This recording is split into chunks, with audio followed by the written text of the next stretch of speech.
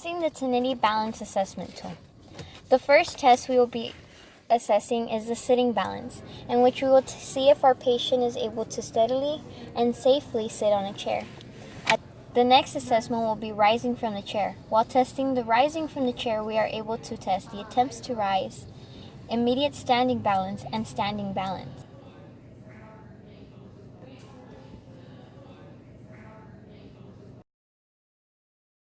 In the next test, we will be testing his balance by nudging him on his shoulders and the chest. We determine that he staggers but grabs and catches himself easily. After this, we ask the patient to close his eyes.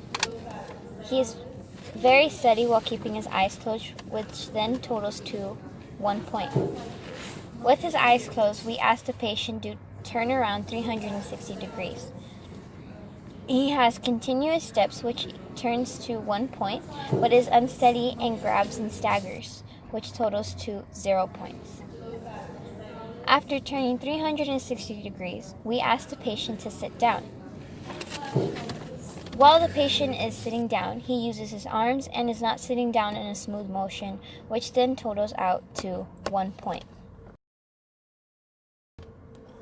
In total, in the balance section, we can determine that the patient now has 12 out of 16 points.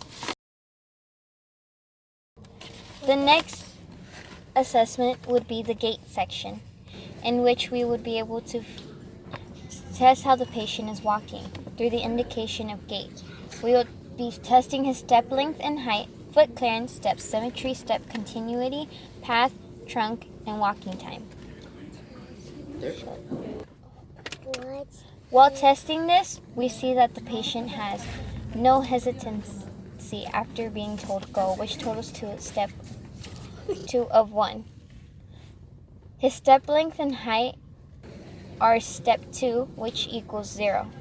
Foot clearance is a total of 2 points, which means his left foot and right foot clear the floor.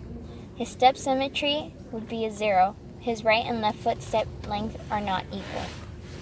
Step continuity would be a 1. His steps appear continuous. His path is mild and moderate deviation or uses with aid. Without aid, which then totals to 2 points.